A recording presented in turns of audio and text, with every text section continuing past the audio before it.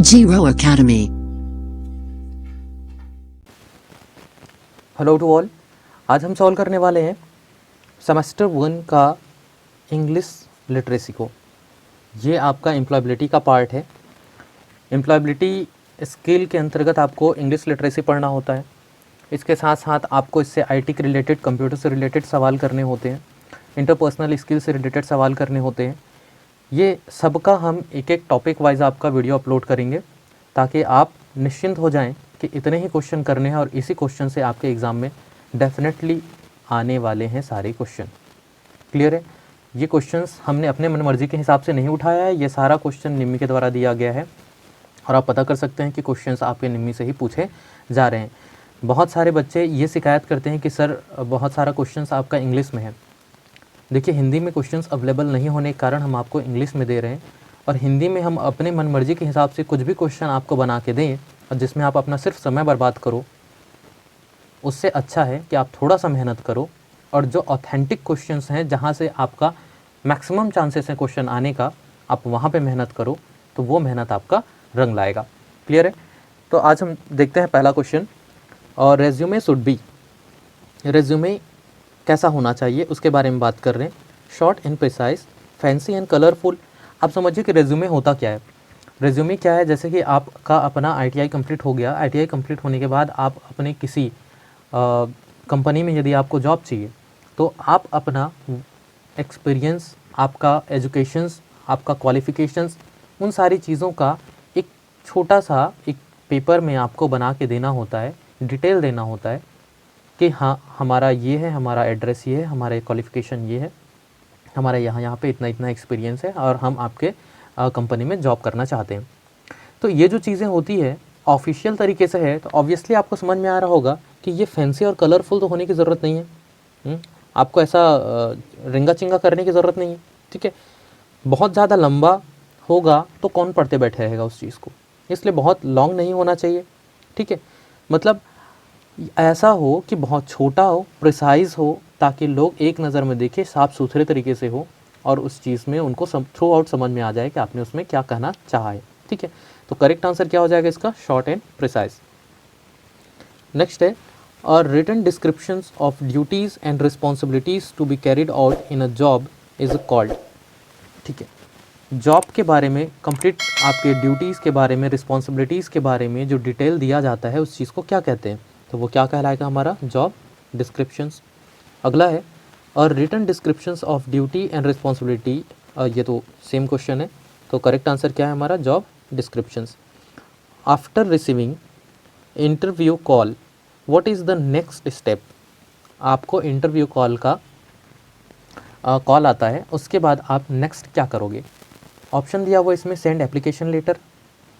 भाई इंटरव्यू का आपको कॉल आ चुका है तो उसके बाद आप एप्लीकेशन तो नहीं भेजोगे।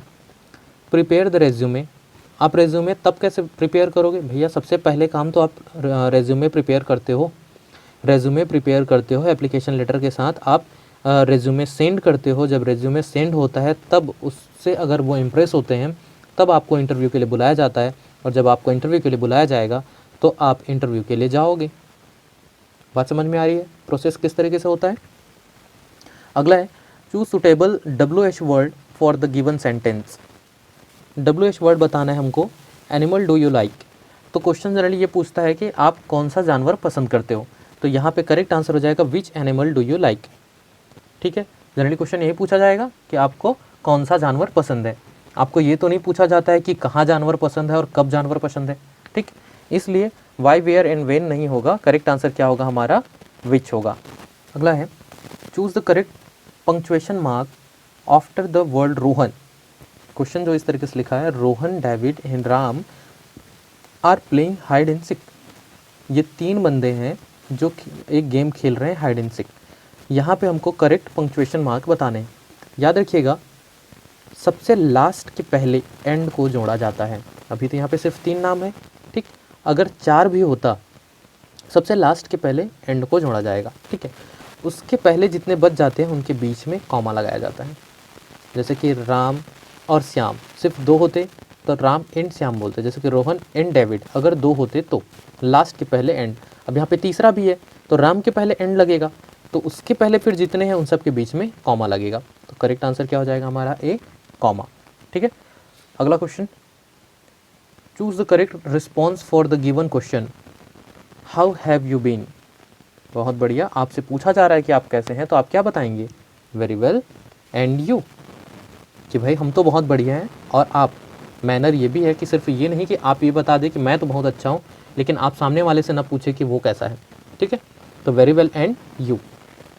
नेक्स्ट है, choose the correct response for the given question, when did the accident happen. Accident कब हुआ। तो देखिए यहाँ पे कब हुआ की बात किया जा रहा है, तो आपको बताना पड़ेगा कि किस टाइम पे हुआ। एग्जैक्टली आपको डेट के बारे में बताना होगा, टाइम के बारे में बताना होगा। ठीक है, डेट एंड टाइम। तो यहाँ पे क्या हो जाएगा, एक्सीडेंट कब हुआ, तो 8:10:30 लास्ट नाइट। आपको बताना पड़ेगा कि हाँ लास्ट नाइट को 10:30 बजे हुआ। ठीक, तो 8 के साथ दिया होगा, ये आपका करेक्ट आंसर होगा। आप ऐसा तो नहीं बोलेंगे एक्सीडेंट कब हुआ, हाँ तो रास्ते में जा रहे थे तो एक्सीडेंट हो गया, टेबल के ऊपर थे तो एक्सीडेंट हो गया, होटल के अंदर में थे तो एक्सीडेंट हो गया। ऐसा तो नहीं होगा आपका करेक्ट आंसर।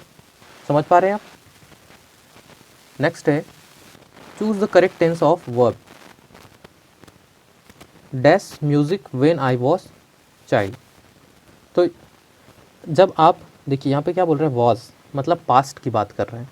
ठीक है, पास्ट की बात कर रहे हैं, तो learn, I am learning, will learn, ये आप भूतकाल में करने वाले हो, ये आप अभी कर रहे हो, ये आप करते हो। लेकिन क्वेश्चन में क्या पूछा है, जब बचपन में था, मतलब जो कर चुके हो, बीता हुआ, बीता हुआ मतलब सेकंड फॉर्म लर्न। तो करेक्ट आंसर क्या हो जाएगा, D. Curriculum vitae is also known as, हम जो रेज्यूमे की बात कर रहे थे उसको ही करिकुलम विटे कहा जाता है। तो सीवी शॉर्ट में जिसको बोलते हैं, तो वो सीवी है क्या आपका, resume. Curriculum vitae is also known as, अच्छा सेम क्वेश्चन कर दिया, resume. Fill in the blank with comparative objective, your pencil is dash than mine. दो लोगों की पेंसिल को कंपेयर किया जा रहा है, और जब कंपेयर करने की बात आती है तब कंपैरेटिव एडजेक्टिव का इस्तेमाल किया जाता है। और ऐसे केस में, जैसे कि यहाँ पेंसिल की बात कर रहा है, तो पेंसिल के उसके शार्पनेस के बारे में बात करेगा, तो your pencil is sharp then mine, ऐसा नहीं होगा। यहाँ पे sharper, your pencil is sharper then mine, कुछ इस तरीके से इस्तेमाल किया जाता है। तो करेक्ट आंसर क्या हो जाएगा आपको, करेक्ट आंसर बी। नेक्स्ट है, fill in the blank with correct future tense of verb. Future tense की बात कर रहा है। ठीक है, यहाँ पे कौन सा टेंस है, future tense. We dash to the zoo after breakfast, breakfast के बाद हमको जाना है, फ्यूचर टेंस की बात कर रहा है। तो फ्यूचर टेंस हमको बाद में जाना है, ब्रेकफास्ट करने के बाद जाना है। देखिए went, are going, had gone, ये जो दोनों हैं आपके, तो प्रेजेंट में आ जाते हैं। ठीक है, हेड वाली बातें कर रहा है, ये तो पास्ट वाली बात कर रहा है, लेकिन क्वेश्चन तो फ्यूचर की बात कर रहा था, तो इसलिए ये तीन तो वैसे ही कट गए। तो करेक्ट आंसर क्या हो जाएगा आपका, ऑप्शन नंबर डी।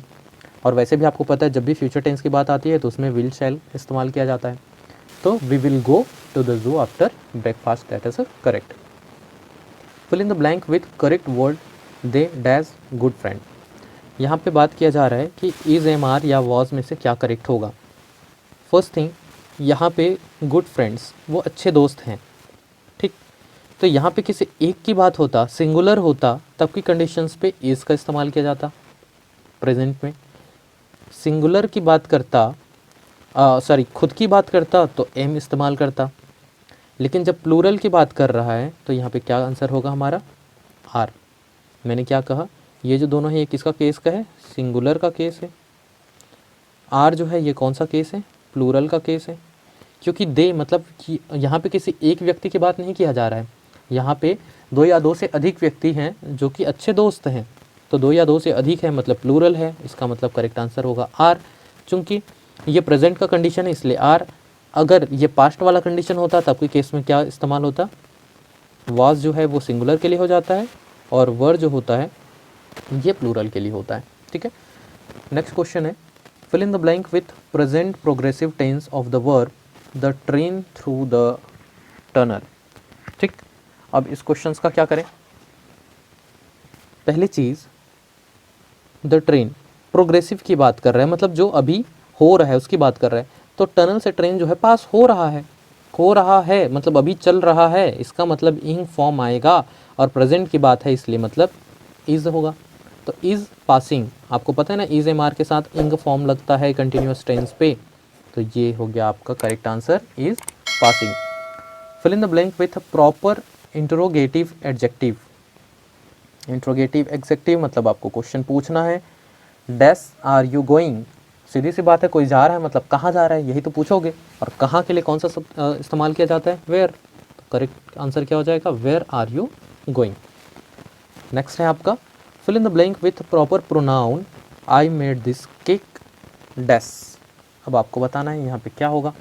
जब प्रोनाउन की बात करता है याद रखिएगा, अगर आई स्टार्टिंग पे है तो उस केस में इस्तेमाल होता है माई सेल्फ, यू अगर होगा तो उसके लिए होता है योर सेल्फ, हिज अगर होगा तो हिमसेल्फ, और इट यदि होता तो इट सेल्फ। अभी आपका क्या है, आई है, तो करेक्ट आंसर क्या हो जाएगा, माई सेल्फ। ठीक, fill in the blank with proper pronoun, she made this cake dash.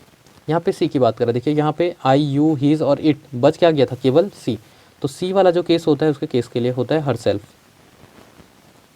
लड़की के लिए हर सेल्फ, और लड़के वाला केस के लिए मैंने बता दिया, हिज वाला है तो हिमसेल्फ, यू वाला है तो योर सेल्फ, आई वाला है तो माई सेल्फ। ठीक, next question, fill in the blank with proper reflexive pronoun. Reflexive pronoun के बारे में बात कर रहा है, सी हैज़ हर्ट डैश। ये जो हमने अभी जस्ट डिस्कस किया सिर्फ वही है, सी यदि स्टार्टिंग पे है तो यहाँ पे क्या आएगा, herself, option number B that is a correct answer. Fill in the blank with suitable adjective for the given sentence, the little girls dash eyes revealed her mischief. ये क्या होगा, थोड़ा सा कंफ्यूजिंग लग रहा है, ठीक है। इसके लिए क्या है कि आपको पहले बात तो ये पता होना चाहिए कि इसका मतलब क्या है। ये क्या है, मिस्चीफ। मिस्चीफ का मतलब होता है नुकसान।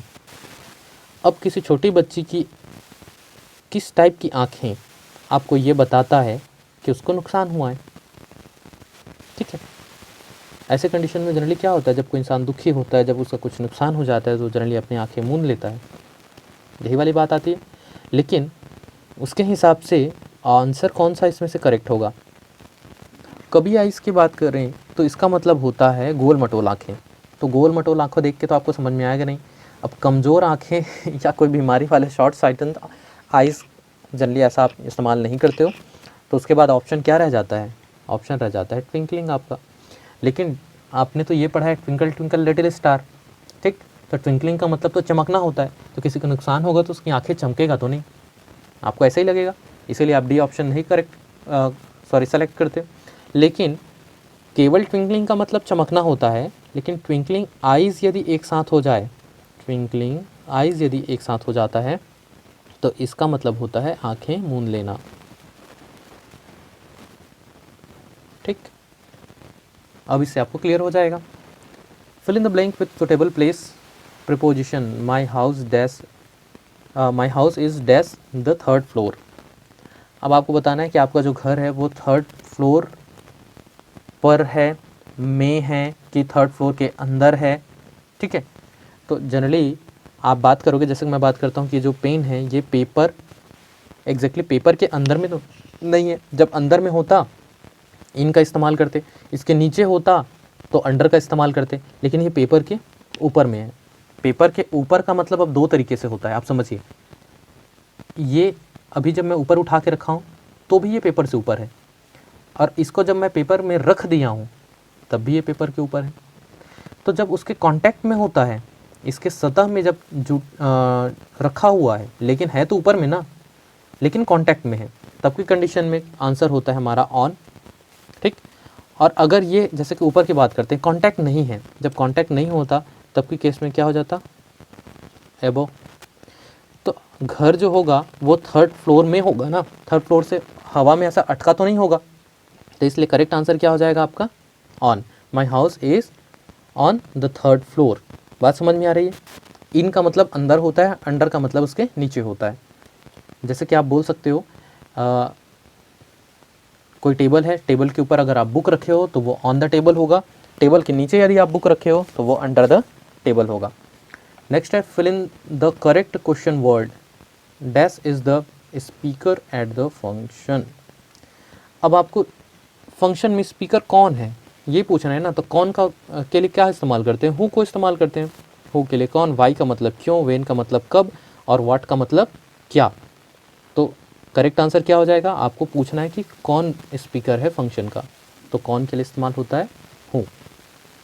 लो level language is also known as, machine language को ही लो लेवल लैंग्वेज बोलते हैं, तो इसमें सोचने वाली बात ही नहीं है। प्रोनंसिएशन रिफर्स टू, प्रोनंसिएशन का मतलब क्या होता है। प्रोनंसिएशंस का मतलब होता है कि कोई जो अक्षर हैं, कोई शब्द जो है, उसको आप साउंड किस तरीके से निकालते हो, कैसे पढ़ते हो। पढ़ना या बोलना का मतलब क्या है, साउंड निकालना। तो करेक्ट आंसर क्या हो जाएगा हमारा, प्रोडक्शन ऑफ साउंड। क्लियर है।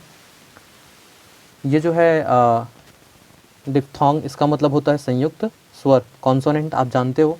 AEIOU जो होता है आपका वॉवेल होता है, उसको छोड़ दिए बाकी जितनी चीज़ें हैं वो क्या है आपका कॉन्सोनेंट है। और पंक्चुएशंस की बात करें तो क्या है, पंक्चुएशंस आपके विराम चिन्ह जो होता है वो उसको क्या बोलते हो आप, पंक्चुएशंस। तो यहाँ पे प्रोनाउंसिएशन किसको रिफ़र करेगा, प्रोडक्शन ऑफ साउंड को। यदि आप ये करेक्ट आंसर नहीं भी जान रहे हो तो इन चीज़ों को आपको कैंसिल करना आना चाहिए। Rearrangement of the following set of word into meaningful sentence. ये जो दिया है टीचर स्कूल वर्क सी एज, इसको करना क्या है, हमको एक मीनिंगफुल सेंटेंस बनाना है। दिमाग लगाने के बजाय आप पढ़ लो ऑप्शन को सीधा सीधा, जो ऑप्शन आपको पढ़ने में ज़्यादा अच्छा लगता है वही आपका सही आंसर है। School worked as a she teacher, ऐसा इंग्लिश सेंटेंस तो आपने नहीं पढ़ा होगा, तो ये आंसर तो नहीं हो सकता। She worked as a school teacher, हाँ ये कुछ सुना सुना अच्छा सा लग रहा है। She work as a school teacher, वो जो भी महिला है वो एक स्कूल टीचर की तरह काम करती है। इसका कोई मतलब निकलता है, बिल्कुल निकलता है। तो करेक्ट आंसर यही हो जाएगा, आगे जाने की ज़रूरत ही नहीं है। The word that expresses a sudden and strong feeling, अचानक वाला एक्सप्रेशन, अचानक वाला जो फीलिंग है, जैसे कि आप अचानक से बहुत ज़्यादा सरप्राइज हो जाते हो, खुश हो जाते हो, दुखी हो जाते हो, ऐसी जो चीज़ें हैं उस फीलिंग को किस में दर्शाया जाता है, पंक्चुएशंस। पंक्चुएशंस मार्क्स आपको मैंने बताया, पंक्चुएशन का मतलब क्या होता है, विराम चिन्ह। तो ऐसा तो नहीं कि बहुत खुश हो गए तो निपट लिए टाइप का विराम चिन्ह लगा देंगे उसके साथ, ऐसा नहीं है, ठीक है। तो विराम चिन्ह तो नहीं लगता। इंटरजेक्शंस की बात करता है, इंटरजेक्शन जो होता है इसका मतलब होता है विस्मयादि बोधक। उम्मीद है मैं सही लिख रहा हूँ हिंदी में, कि ये क्या होता है, विस्मयादि बोधक। नेक्स्ट क्या है आपका, कंजक्शन। कंजक्शन कहने का मतलब क्या है, जो संयोजन के रूप में बात करते हैं, ठीक है, जोड़ने का काम, संयोजन। और एपोस्ट्रॉफी आपको पता है, एपोस्ट्रॉफी मतलब जैसे आपको लिखना है राम्स ब्रदर, तो ये यहाँ पे आप ऐसा एपोस्ट्रॉफी जो लगाते हो, राम्स कुछ ऐसा, ठीक है, तो ये एपोस्ट्रॉफी हो गया। तो सडन फीलिंग जब बताना है तो उस चीज़ के लिए क्या इस्तेमाल किया जाता है, विस्मयादि बोधक। विस्मयादि बोधक को इंटरजेक्शन बोलते हैं, इसके साथ साथ एक्सक्लामेशन भी बोलते हैं। मान लीजिए यहाँ पे मैं एक टर्म लिख देता हूँ, वो भी हो सकता है ऑप्शन में दिया होता, एक्सक्लामेशन, ठीक। वर्ड को देख के कैसे जानोगे, कोई भी लाइन जो लिखा रहता है, जैसे कि मान लो बात करूँ, ये लाइन लिखा है, इस लाइन के लास्ट में ऐसा चिन्ह बना होगा, तो उससे आपको समझ में आ जाएगा कि वो आपका एक्सक्लामेटरी सेंटेंस है या इंटरजेक्शन वाला सेंटेंस है। ये भी क्वेश्चन पूछा जाता है, ठीक है। When you greet higher officials such as teacher, instructor और सुपरवाइज़र, यू शुड यूज़, जब आप अपने से बड़े, ठीक है, जैसे कि टीचर हो गया, इंस्ट्रक्टर हो गया या सुपरवाइज़र हो गया, यदि आप उनसे मिलते हो तब की केस में उनका अभिवादन कैसे करोगे। ये ग्रीट लिखा है, ग्रीट का मतलब क्या है, उनका अभिवादन या नमस्कार कैसे करोगे। तो ऑब्वियसली आप अपने टीचर से मिलते हो तो क्या बोलते हो, गुड मॉर्निंग सर, यही बोलते हो ना। तो करेक्ट आंसर क्या हो जाएगा, गुड मॉर्निंग। आप सर को तो अपने टीचर को तो नहीं बोलते ना, हेलो है ऐसा तो नहीं करते हो ना। ये सारा आप अपने व्हाट्सअप में और फेसबुक में करते होगे, इसके बारे में तो आप लोग ज़्यादा जानते हो। बस मैं ये समझता हूँ, आपको नमस्कार करना होगा तो क्या बोलोगे आप, good morning. Which is a silent letter in the word answer. Answer में साइलेंट लेटर कौन सा है, मतलब इस आंसर को पढ़ते समय किस वर्ड को, किस अक्षर को हम प्रोनाउंशिएट नहीं करते, नहीं बोलते हैं, उसका उच्चारण नहीं करते। आप पढ़िए आंसर, आंसर, देखिए अ आता है, न आता है, स आता है, उसके बाद आर आ जाता है, ये डब्लू नहीं आता, ठीक है। तो साइलेंट लेटर क्या है यहाँ पे, डब्लू। बात समझ में आ रही है। आप इसको कैसे प्रोनाउंशिएट करते हो, आंसर, आंसर में। अदरवाइज़ मान लो इसको कैसे पढ़ते, आंसवेर ऐसा पढ़ते हैं ना, अगर ये डब्लू को भी प्रोनाउंशिएट करना होता तो तो ये व वाला शब्द नहीं आता, इसका मतलब साइलेंट कौन सा है, डब्लू। तो कोई भी क्वेश्चन अगर ऐसा पूछेगा तो आप उसको सही प्रोनाउंशिएट कीजिएगा, सही प्रोनाउंशिएट करने से आपको समझ में आ जाएगा। Which one is a do's of discussion etiquettes. अगर आप डिस्कशन कर रहे हो तो उस कंडीशंस पे शिष्टाचार में क्या आपको करना चाहिए, डिस्कशन करते समय जो शिष्टाचार होनी चाहिए उसमें क्या होना चाहिए। डूज एंड डोंट दो शब्द इस्तेमाल किया जाता है। डूज मतलब क्या होना चाहिए और डोंट मतलब क्या नहीं होना चाहिए। यहाँ पे होना चाहिए पूछ रहा है, तो लूज़ योर टेम्पर, आपका जो नॉर्मल जो स्वभाव है उसको खो देना, मतलब आप अचानक से चिड़चिड़ा जाना या गुस्सा करना, ऐसा होना चाहिए क्या, बिल्कुल नहीं होना चाहिए। लिसन टू अदर, दूसरों की सुनना। ऑब्वियसली डिस्कशन का मतलब क्या है, जब वहाँ पे दो या दो से अधिक व्यक्ति होंगे तभी तो डिस्कशन होगा, और जब डिस्कशन हो रहा है मतलब आपको ध्यान से दूसरे को सुनना होगा। तो ये क्या है, आपका डूज है, ये तो करेक्ट आंसर है। Talk about irrelevant details. Irrelevant details मतलब जिसके बारे में कोई मतलब नहीं है, ऐसी चीज़ों के बारे में बात करना, बिल्कुल गलत बात है। यूज़ इम्पोलाइट और रूड लैंग्वेज, गलत या रूड लैंग्वेज का इस्तेमाल नहीं करना चाहिए, ठीक। तो करेक्ट आंसर क्या हो जाएगा आपका, listen to others. Which one is the don't of discussion etiquette. Don't मतलब क्या इनमें से नहीं करना चाहिए। बी ओपन माइंडेड, खुले विचार का होना चाहिए, बिल्कुल होना चाहिए, तो अच्छी बात है। यूज़ मॉडरेट टोन, ना ही आपको धीरे बोलना चाहिए ना ही आपको ज़ोर से बोलना चाहिए, तो ये अच्छी बात है। डिस्कशन के समय ये तो होना चाहिए, अच्छी बात है ये। लिसन टू अदर, दूसरों को सुनना चाहिए, ये भी अच्छी बात है। तो डोंट क्या है जो नहीं करना चाहिए, आर्ग्यू अननेसेसरी, अपने बेवजह के विचार या तर्क को देना, ठीक। तो ये नहीं होना चाहिए, तो डोंट मतलब नहीं पूछा है, तो इसके लिए आंसर कौन सा हो जाएगा, डी। नेक्स्ट है, which one is the brain of computer. Computer का ब्रेन किसको बोला जाता है, तो ये तो बच्चा बच्चा जानता है, सीपीयू को। विच one is the cardinal number. देखिए नंबर दो टाइप के होते हैं, बेसिकली जो आप इसमें पूछा जाता है कार्डिनल नंबर पूछा जाता है, इसके साथ साथ आपको एक और नंबर पूछा जाता है, उसको बोलते हैं ऑर्डिनल नंबर। लिख दूँ, ज़्यादा समझ में आएगा, एक कार्डिनल और दूसरा होता है ऑर्डिनल नंबर, ठीक। और एक होता है रोमन, आपको पता है, ठीक। कार्डिनल नंबर की बात करता है तो ये जो ऐसा जो लिखा होता है ना, ये 1 2 3 4 5, जो आप ये जो नंबर आप जानते हो, या इसी कैसे लिखेगा 1 2 3, ऐसे ये जो लिखता है इसी को ही आप ऐसे लिखो वर्ड्स में जैसे नंबर्स में, तो ये क्या है आपका कार्डिनल नंबर है। तो इनमें से कार्डिनल नंबर कौन सा हो जाएगा, ऑप्शन नंबर ए। बाकी ये जो चीज़ें दिखाई दे रहा है ये किसके अंतर्गत आता है, रोमन नंबर के अंतर्गत आता है, ठीक। तो बच क्या गया हमारा ऑर्डिनल नंबर। तो फिर ये क्या है, देखिए ये जो 1 लिखा है इसी को हम क्या बोलते हैं, और फर्स्ट। ये 2 को हम क्या बोल सकते हैं, सेकंड। 3 को क्या बोल सकते हैं, जो 3 है उसको थर्ड, फोर्थ, फिफ्थ, सिक्स्थ, ऐसा जो बोलते हैं वो किसके अंतर्गत आता है, हमारा ऑर्डिनल नंबर के अंतर्गत आता है। याद रहेगा, सीधा 1 2 3 4 वाली बात आया मतलब कार्डिनल नंबर, ये ऐसा कुछ दिखा इसका मतलब वो रोमन नंबर, लेकिन first second third fourth fifth sixth ऐसा जब लिखा हो तो वो क्या किसके अंतर्गत आएगा, ऑर्डिनल नंबर, ठीक है। नेक्स्ट क्वेश्चन है, which one is a cardinal number. इसमें फिर से पूछा है कार्डिनल नंबर कौन सा है, तो डी आपको पता है 3।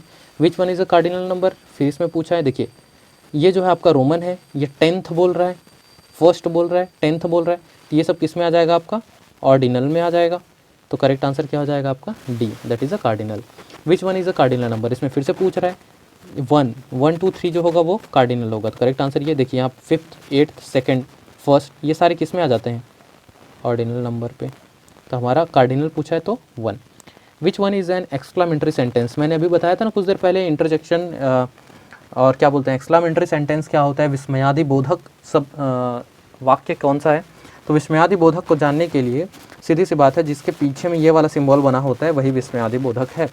तो आप यदि क्वेश्चन नहीं भी पढ़ते हो, इस सेंटेंस का मतलब समझ में नहीं आता है, फिर भी आप लास्ट में ऐसा कौन सा निशान बना है आप देख लो, अगर ऐसा बना है मतलब वो विस्मयादि बोधक है, ठीक। ऐसा क्वेश्चन दिया है इसका मतलब वो इंटरोगेटिव है, ठीक है, क्वेश्चन मार्क्स वाले हैं। विच one is an active voice. देखिए बात करें वॉइस का तो दो टाइप के होते हैं, एक एक्टिव वॉइस और दूसरा होता है पैसिव वॉइस, ठीक। एक्टिव वॉइस का मतलब क्या है, जो सीधे सीधे तरीके से पूछा जाता है या बताया जाता है। पैसिव वॉइस का मतलब उसको घुमा के बताया जाता है। आप सिंपल बातों में ऐसे ही समझ के रखिए, क्योंकि है तो ये बड़ा सा टॉपिक, आपको क्लास में पढ़ाया गया होगा।